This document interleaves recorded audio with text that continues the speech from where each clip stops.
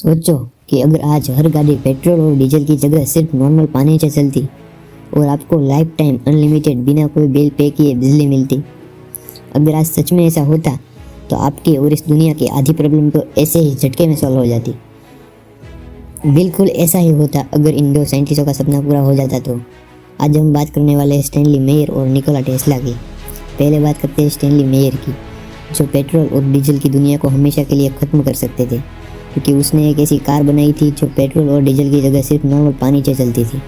लेकिन फिर कुछ ऐसा हुआ कि ना तो साइंटिस्ट रहे और ना ही उनके आविष्कार दुनिया को दिखाए गए।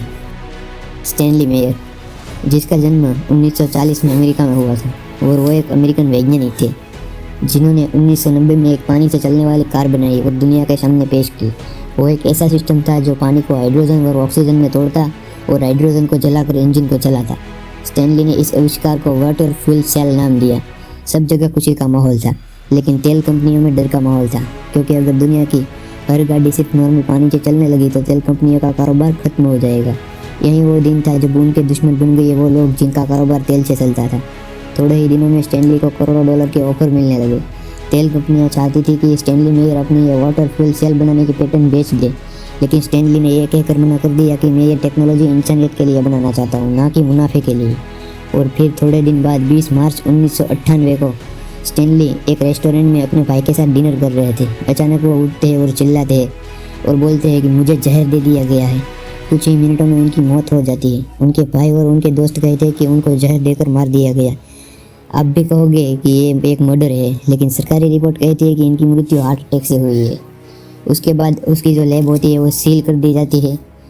उसका ये वाटर फ्यूल सेल बनाने का जो पानी से चलने वाली कार है वो इंजन बनाने का पैटर्न रद्द कर दिया जाता है और उनके द्वारा बनाए गए सभी उपकरण गायब कर दिए जाते हैं। आज तक उनके ये टेक्नोलॉजी का कोई सबूत नहीं मिला। आखिर क्यों? क्योंकि ये दुनिया बदलाव से नहीं डरती है, डरती है तो नुकसान से। और स्टैनली का ये आविष्कार अरबों डॉलर के तेल व्यापार को खत्म कर सकता है। अब हम ऐसे ही एक दूसरे साइंटिस्ट की बात करने जा रहे हैं जिनका नाम था निकोला टेस्ला, जिनके बारे में आपने सुना होगा, बहुत कुछ पढ़ा भी होगा। निकोला टेस्ला, जिसने ऐसी करंट की खोज की, टेस्ला कोयल बनवाया, वायरलेस, पावरलेस, रिमोट कंट्रोल और न जाने क्या क्या। लेकिन उनका सबसे बड़ा सपना था बिजली को फ्री करना, और वो भी बिना तार के पूरी दुनिया पर।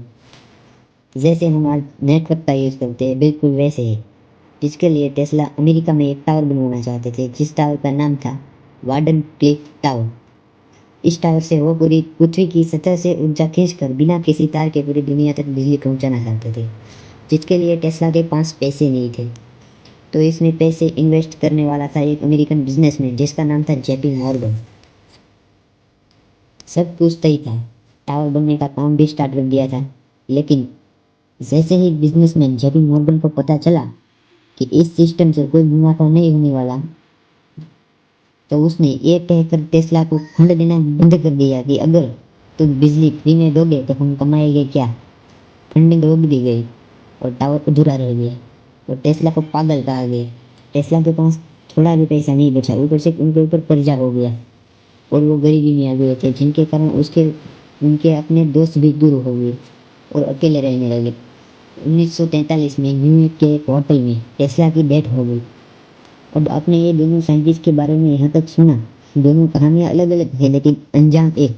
टेस्ला जो मुफ्त में बिजली देना चाहता था उसे पागल कहा गया, और स्टैनली जो पानी से कार चलाना चाहता था उसे जहर दे दिया गया। टेस्ला और स्टैनली का सपना इंसानियत के लिए था और उसी इंसानियत ने उन्हें कुचल दिया। अगर आज इन दोनों की टेक्नोलॉजी बची होती तो आज दुनिया कितनी बेहतर होती।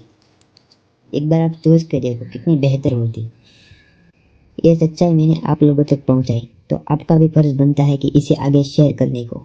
यहाँ तक देखने के लिए धन्यवाद। आप सबका दिल से धन्यवाद।